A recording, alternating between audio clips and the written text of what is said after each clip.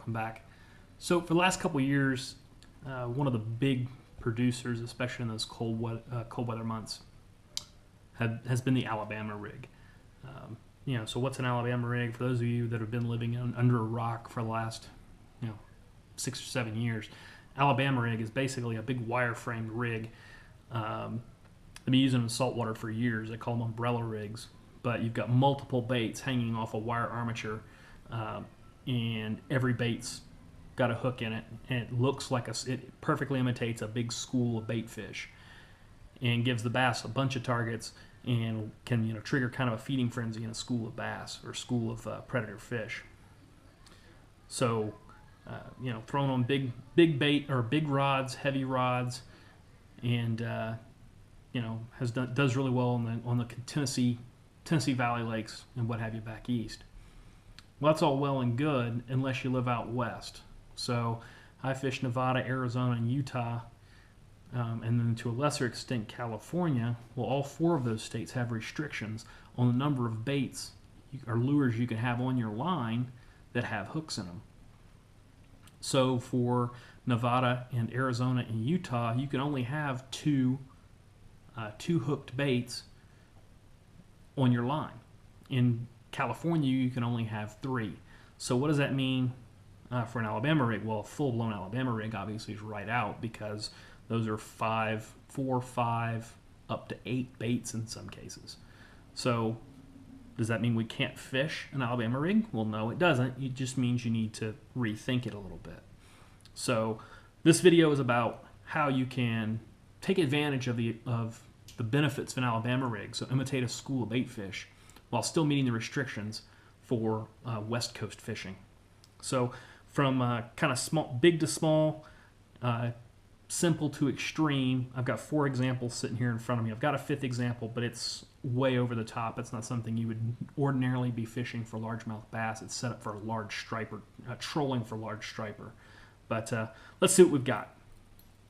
So first up, this actually came from the Yum Bait Company, and so we had a small jig head up here. I believe this one is a 1/2 ounce, and instead of baits, it's got 4 spinners on 4 separate little wire armatures here. So these look like little bait fish, a school of little bait fish, lots of flash, and then there's a center armature here on a swivel that sticks everything back behind, and then back on the back here, I've got a 5-inch swim bait. It's got its own little spinner on it. And the idea here is, okay, little bait fish, big bait fish, target fixation for a predator, and now this looks to a bass like something's muscling on his territory chasing bait fish. So what's the bass going to go for? Well, typically, if I've got a big school like this or a big train like this, the bass is actually going to go over after the thing in the back, which is my target bait that has my hook in it. So I get my result there. On about the 4th cast I took this out, it caught about a 4-pound bass. So this exact setup here has proven its merit for me. All right, so that's not exactly an Alabama rig, but this setup is, and this is also from Yum. So this is a teaser rig. Yum, actually, correction, these are from Booyah. So this is the Booyah teaser rig. So same kind of deal. It's got 4 little white wire armatures up front, but instead of having spinners on them now, it comes with little tiny screw locks. So what I put on each of these was just a little baby bass swim bait.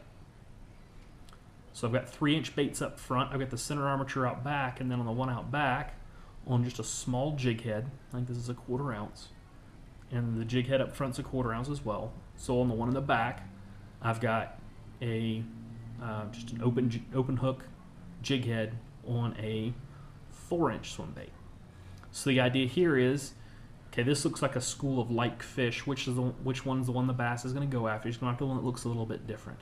So this one's bigger, and if I really want to make sure the bass key in on this back one here, what I can do is dip the very tip of this tail, or just the paddle tail, in some JJ's Magic, just to give it a little bit extra flash and really make this stand out.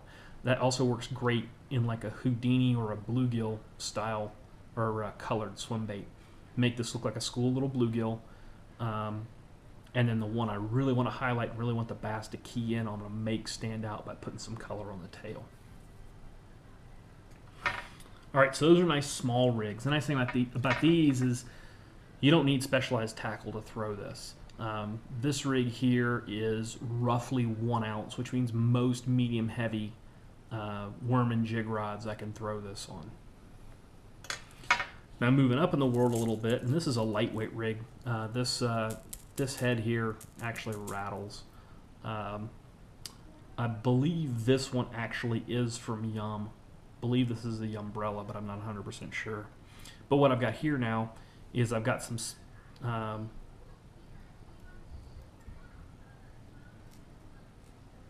I've got just on little screw locks here, some small little 3-inch paddle tail swim baits, Kitech style, and then back here in the back I've got a Kitech minnow, a little bit bigger, slightly different color so it stands out, rigged with a hook.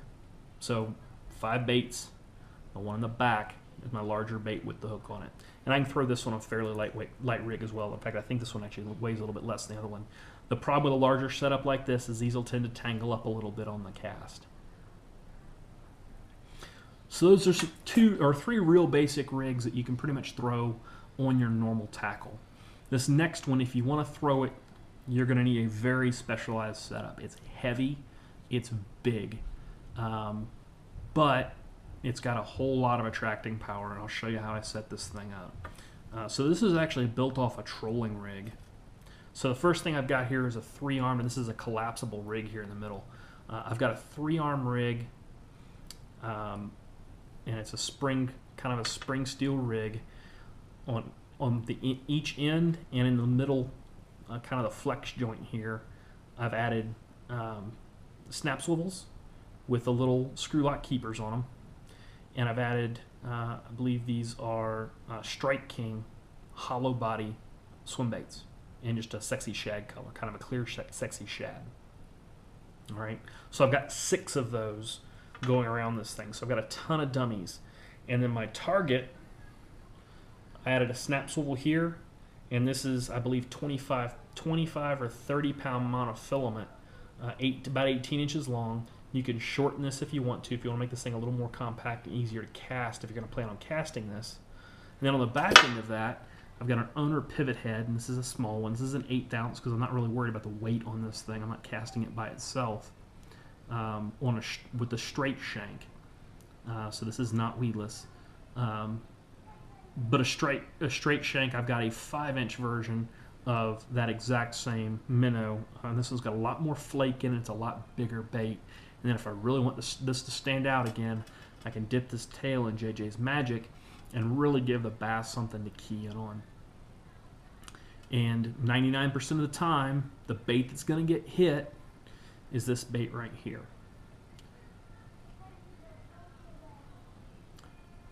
So, why did I use mono? Why did I use a mono leader here and fairly lightweight? Because this setup isn't weedless, and I've got a decent amount of money in all this right here. If this hangs up in a brush pile or some submerged cover, I don't want to lose this entire setup because this got hung up. What I want to happen is I'm going to fish this on a heavier line than this right here. So my main line might be 30 pound mono. It might be more likely it's going to be like 50 pound braid. And if this gets hung up, what will happen is I can just lock the drag down or thumb the spool, pull hard, and this leader is sacrificial. This will snap. I'll lose this piece, but I'll get all this back. So what happens when that happens? Well, I carry another one of these setups in the boat with me, and all I've got to do is replace this center section, just undo a snap, redo a snap, and I'm good to go. And then when I get home, I can retie another one to have as a spare. My striper rig is set up very similar to this. However, it is a big, heavy 4-armed rig that there's no way you could cast it. The 4-arm rig itself weighs, I think, 8 ounces. My dummies are 3 ounces a piece. I have 6 dummies on it, and then my targets are 8-inch Savage real trout swim baits. So Not exactly something you're going to cast. Definitely something I'm going to troll, and I troll on about 85-pound braid. And then my sacrificial leaders are in the 45-pound range. But there's only 2 of them, so I'm legal in pretty much every state at that point. But again, that's a straight-up trolling rig. So what I've given you here is 4 different ways that you can fish an Alabama rig, get the full benefit of a school bait fish look of the Alabama rig in those states that have a restriction on the number of baited hooks you can have, or hooks you can have, or baits you can have with hooks on your line at any given time. If you got any questions, post them in the comments below. If you like the video, give me a thumbs up. If you want to see more videos like this, drop a comment on what you'd like to see. Subscribe to my channel for updates, and until next time, cheers and tight.